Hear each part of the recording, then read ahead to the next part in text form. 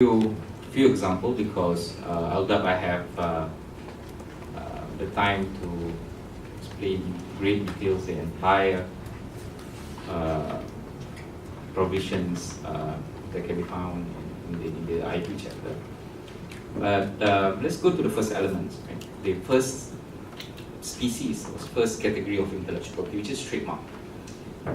Trademark is basically the sign or combination of sign that distinguish goods and services. So, for example, Saura, the name, Saura, the design. So, if it's registered, that's trademark because immediately consumer can know, hey, this is a product that comes from that company. If once I, for example, create Sauru, very similar design and to filter water as well, same type of services, same type of goods. That is basically riding over the trademark that has been cleverly innovated by Saura companies.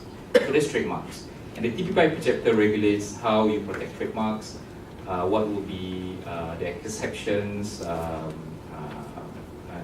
how do you protect well-known trademarks, for example, Petronas, Google, for example, and how trademark is actually linked to geographical indication, because that's one of the emerging issues at the international forum. Okay, so that brings me to the second types of IP, which is geographical indications. Geographical indications is technically is about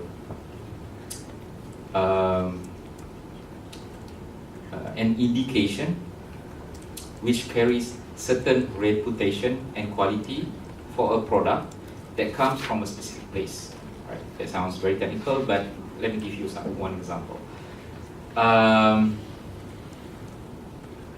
sure many of you here eat cheese product from Italy. I know Mr. Lorenzo is from Italy, so forgive me if my Italian pronunciation is very bad. For example, mozzarella cheese. I'm sure many of you have heard that. Full name is Mozzarella Buffalo di Campana. It's a type of cheese that is made from buffalo's meat that comes from Campana region in Italy. That's one example. Another example is for local is Sabah tea, right? It's a type of product with certain quality, certain reputation that comes from Sabah region in Borneo, in Malaysia. So the IPRI chapter regulates how you protect geographical indications or GIs, and how it is actually linked to trademark, because some users, for example, if our Sabah tea producer would like to trademark it, how does that actually correlate or interlink with geographical indication protection? So that's what it basically says. And then you have patents. Patents is about how you protect innovation. Protection runs for 20 years. That's the WTO rules. And in exchange, I think this is very important to highlight, is that the innovator, for example, Saura, they will have to make full disclosure of the invention. Right? That's the underlying principles of patents. So Saura will make full disclosure, right, about their invention, and in exchange, government will give them protection for 20 years. And society basically will be able to learn from those disclosures. They will just Google it, go to the IP office website, say, hey, this is how you actually filter water, and they can further innovate or further do research and put efforts to do R&D, find maybe a better way to do filtration in the future. And once those 20 years is over, then a competitor can bring in some sort of similar or generic version of those products. And within that period, Saura will be able to reap the benefits due to their resources that have put in to do the invention, to develop those invention. And then you have pharmaceuticals and agricultural chemical. I'll go a bit deep on pharmaceutical because I think that's like I receive 80%, 90% of complaints about pharmaceutical and how the obligations will actually curb access to medicine. I'll say that to the later part. And then you have copyright. This is also a huge section, but it's basically it regulates protection to books, songs, CDs, and how copyright should be enforced. What kind of exceptions for students, things like that. And then we have industrial design, which is protection for 2D or 3D shapes, like the design of proton Exora, for example. There's industrial design. That's the IP protection. So you have national treatment, how you do not discriminate locals against foreigners, and then you have the IP protection part, and then you have the now IP enforcement. So IP enforcement, there's the key elements is provisional measures. This is basically before an infringement can happen, before piracy can happen. Like taking injunction if, for example, Saura companies sees, the Saura companies saw that One Saiful, have started selling or started developing Sauru to do equivalent products, basically doing an imitation product. You can take injunction against it to stop it from being distributed all over the world or all over Malaysia. It's for preventive measure, it's provisional measures. And then it also provides civil procedures. It's a private entities to private entities. Saura can actually sue Sauru to claim damages, minta ganti rugi. And if it's for trademark and copyright, because the nature of those IP, which is easily distinguishable, right?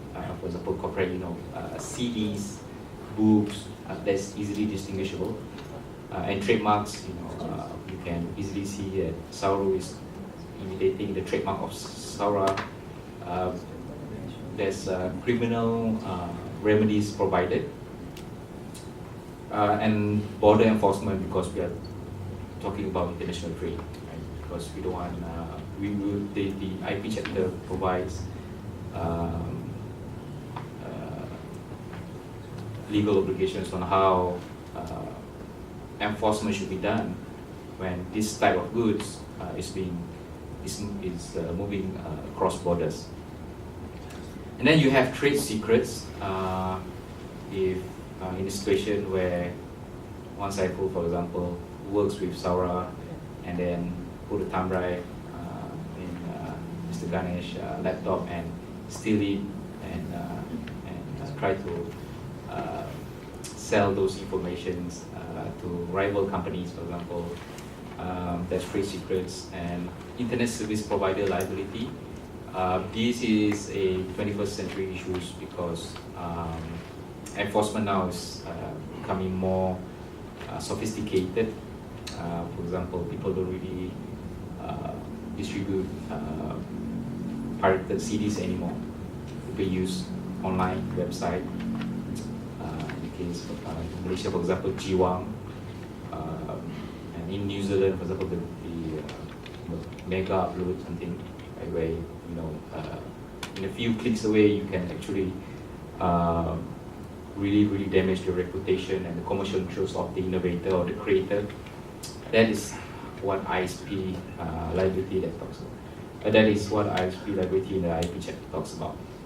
So, coming back to pharmaceutical, there are claims out there that IP chapter, specifically on pharmaceutical, will curb access to affordable medicines.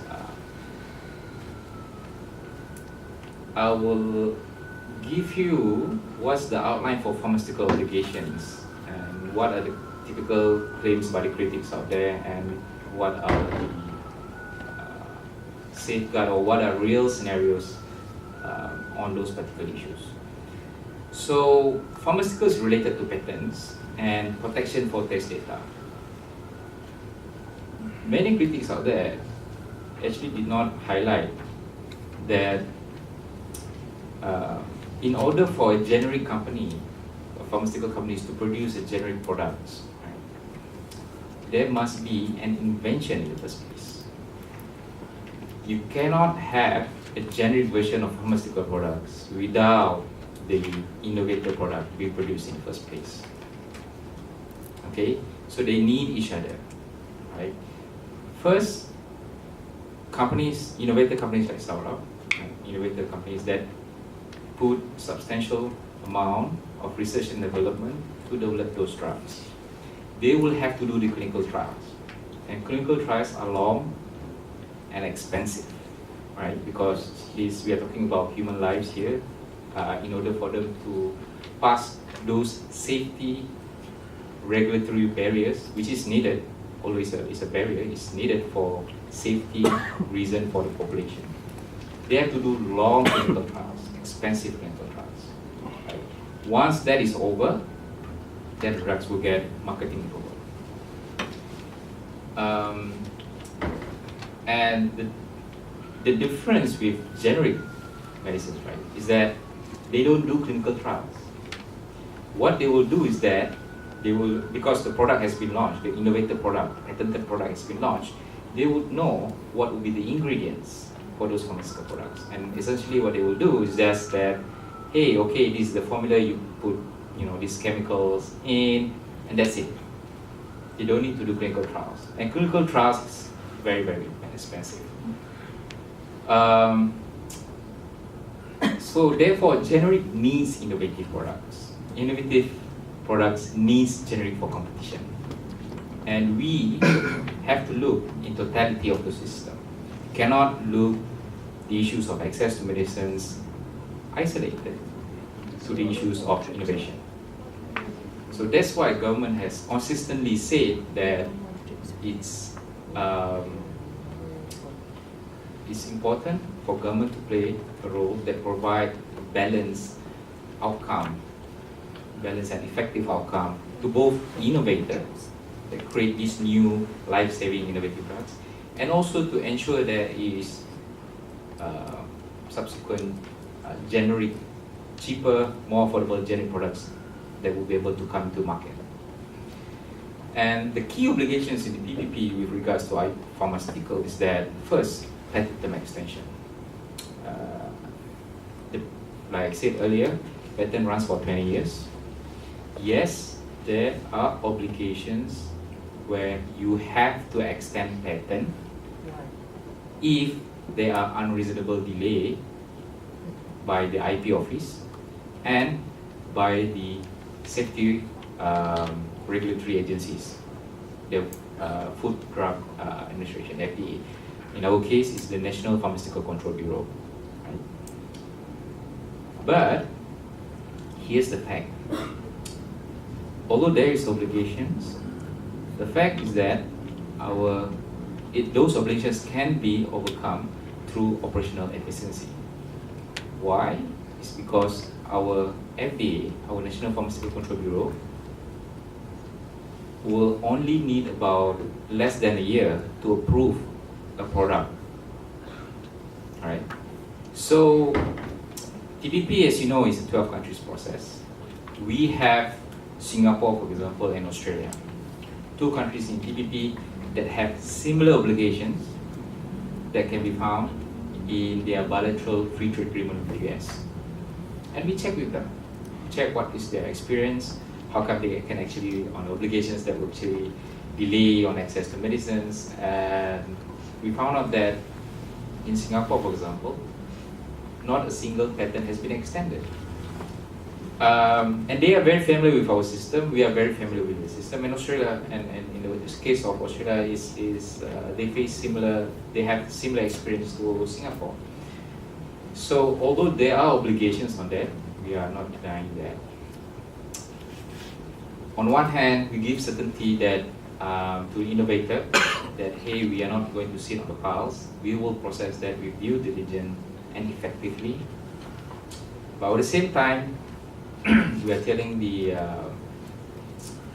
population here, critics out there that claims that TPP will extend better, is that no, it can be overcome, and this is based on facts. Last year, for example, we checked with our the data that is available, that is given by our FDA. We found out that 100% of product registration is less than a year, and that is even faster compared to Japan, Australia, and even Singapore. So the likelihood for a patent to be extended is very, very minimal.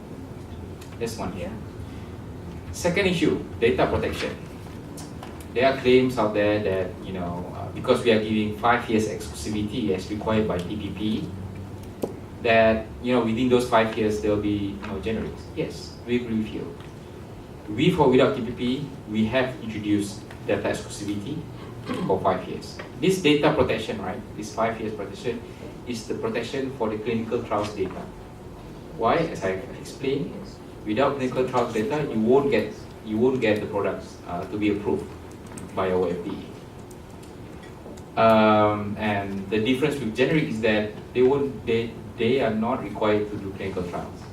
So they shave off costs like 80 to 90%, because what they need to do is just to mix up all those chemicals and do the bioequivalence study and submit it to our FDA. And our FDA will rely on the test clinical trials data that has been submitted by the innovator to approve the generic. That's the reality.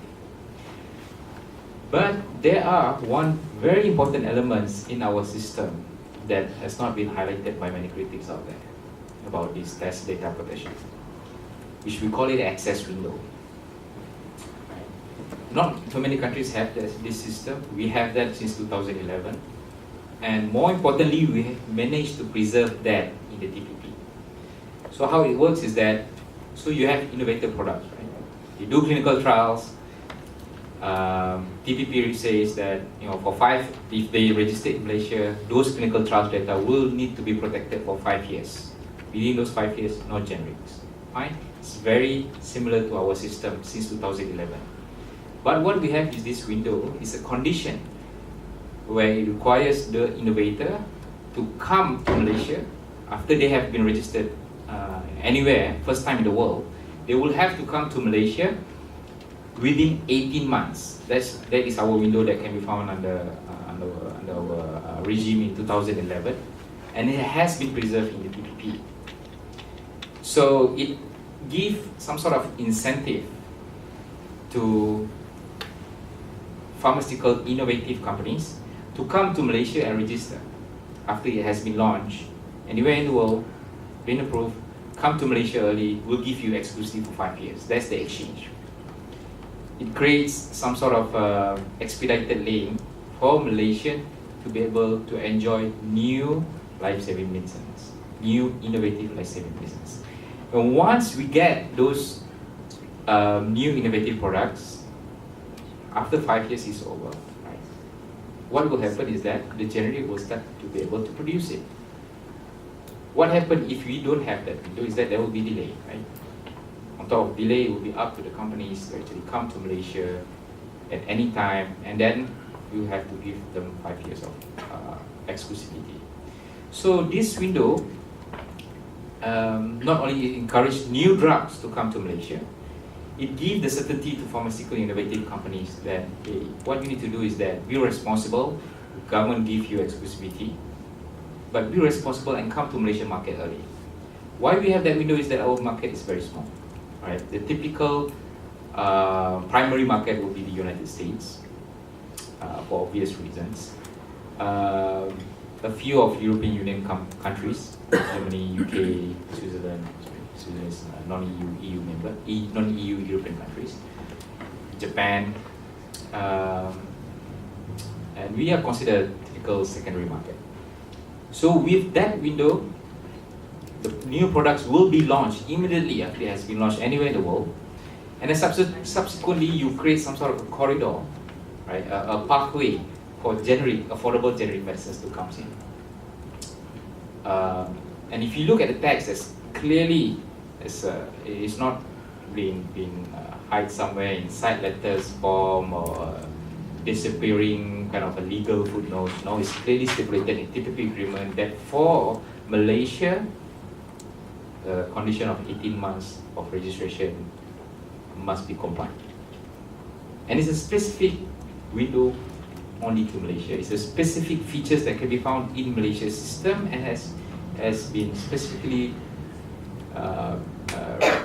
referred and written in the TPP agreement.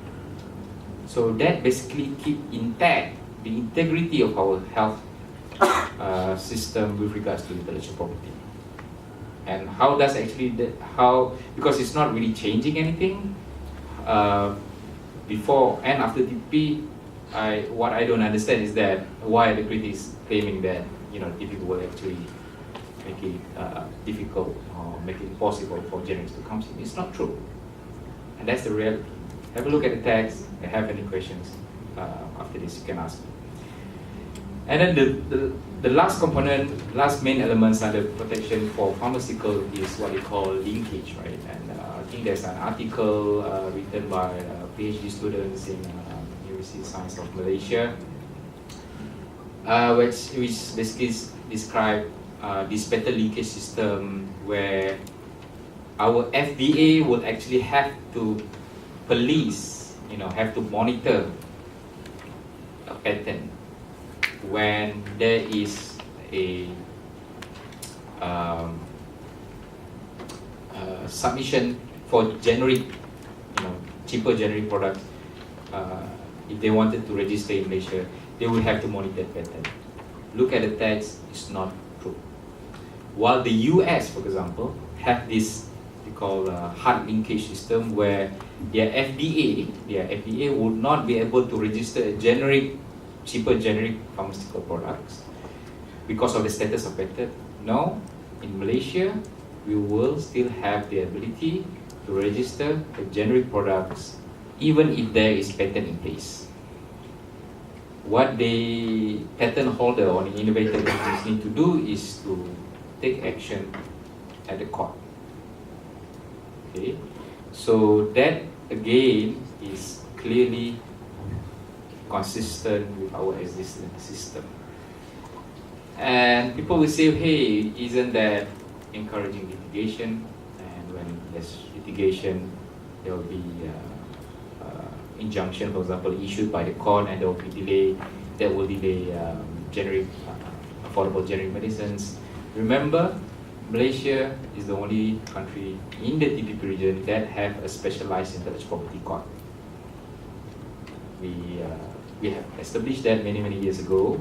The reason was to give priority and in order for us to expedite IP litigation, IP cases.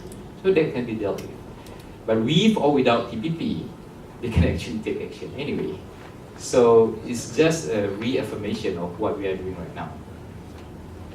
So those are the three key elements of pharmaceutical and access to medicines. Patent term extension can be avoided. Data protection is very similar to Malaysia's existing system. Plus, there's the key point: the access window is intact, and better linkage is our court procedures. So the general takeaway here is that. Remember earlier I mentioned about how government will try to make review from time to time with or without TPP. And also remember that I have said earlier how government try to be symmetrical in providing certainty to users of intellectual property, innovators, SARA, and the intermediaries, for example, internet service provider that act as a middleman between IP users and also IP creator. Those approach, those fundamental is intact in the IP chapter. We believe there's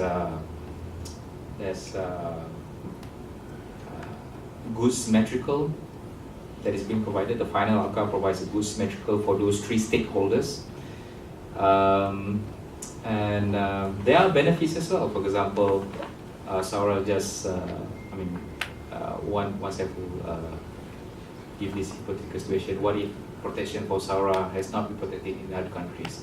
What it suffice to say is that TPP will facilitate the protection to multiple countries, for example through Patent Cooperation Treaty, which is one of the examples. That will lower down the transaction cost for IP innovators for companies like SARA. So those are the kind of benefits. But it's essentially the benefits here is to provide, the key benefits here is to provide legal certainties to the three main stakeholders, which is the IP users, IP innovators, and the IP intermediaries. And with that, I think I would like to go about speech on if I check. But I think question actually will be after this, right? Okay. Thank you very much. Thank you, Jebrahan. When we invited him, he was adamant that there must be opportunity for him to take questions. He does not want to be accused of running away, so there will be opportunities for you to ask questions. I just want to highlight again the fact that in your folders you should receive this paper about that answers specifically question of whether or not TPP will increase the price of medicine. And the way that short paper addresses the issues by looking at the experiences of Canada and Japan. These two countries have actually extended their respective terms on the regulatory data protection for biologics. And when the data from the spending data from these two countries were analyzed, it shows that there's no real increase in spending, which shows that even though the period for protection has been extended, it did not increase prices as alleged by many many critics of the TPP. It is. I must admit, Jebrahan, I also find it very interesting when you mentioned that there are many critics on the IP chapter. How do they choose? How do people choose which industry to criticize? Why is it that when it comes to biologics, when it comes to medicine, suddenly there are evil and there are good ones? How is it that one company who produces, who innovates and produces new medicine is suddenly labeled as the evil in the equation, whereas the people, the copycats who come and copy and want to copy immediately as soon as you innovate, suddenly become the heroes who protect the poor. This is as if saying, Ganesh, you are the evil one here because you have just innovated something, now you want to sell it. How dare you trying to sell to the poor? You must give me the right to copy immediately so that I can sell and not you. And I become the hero. How is that selection process done? I'm really curious, but it seems that many people are making that judgment. I know we're running way behind time here. We're about 20 minutes behind. But I want to invite Nonoy Oplas, who is here, to speak very quickly, maybe about 5 to 7 minutes about the implication of all this to the wider region, and then we will open for Q&A. Please, Nono.